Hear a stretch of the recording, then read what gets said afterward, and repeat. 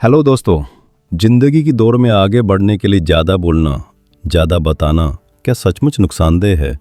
कई बार ऐसा लगता है कि जोर शोर से अपनी बात रखते हैं वही आगे निकल जाते हैं, मगर सोचिए दुनिया के सबसे बड़े साम्राज्य शब्दों से नहीं बल्कि खामोशी से लिए गए फैसलों, चुपके से रची गई रणनीतियों और कड़ी मेहनत से खड़े हुए हैं। सच्ची कामयाबी रातों रात नहीं मिलती, वो तो तब मिलती है जब दुनिया सो रही होती है, तब काम चल रहा होता है। कितने लोग हैं जो बड़े बड़े सपने देखते हैं, हर किसी को अपनी योजनाएं बताते हैं, लेकिन सालों तक उसी जगह जमे रहते हैं।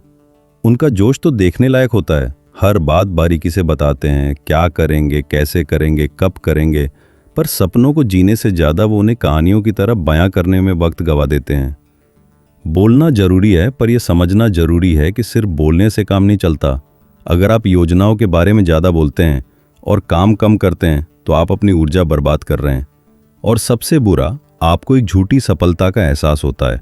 हर तारीफ, हर प्रशंसा जो आपकी अधूरी योजनाओं पर मिलती है वो आपको सुकून तो देती है लेकिन आलसी भी बनाती है।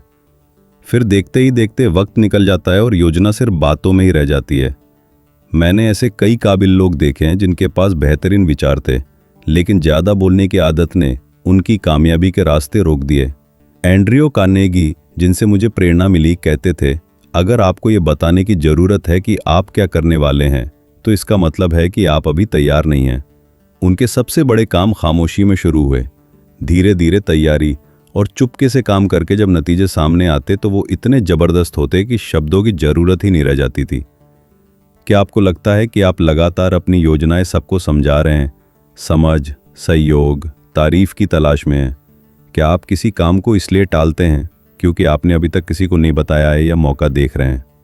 अगर हाँ, तो शायद आप अपनी ऊर्जा बर्बाद कर रहे हैं। शायद आप काम करने के बजाय शब्दों के जोश पर ही निर्भर हैं। मैं खुद भी इस जाल में फंसा था। एक छोटे से अखबार में रिपोर्टर के तौर पर काम करते हुए मैं एक ऐसी किताब लिखने का सपना देखता था जो लोगों की जिंदगी बदल दे।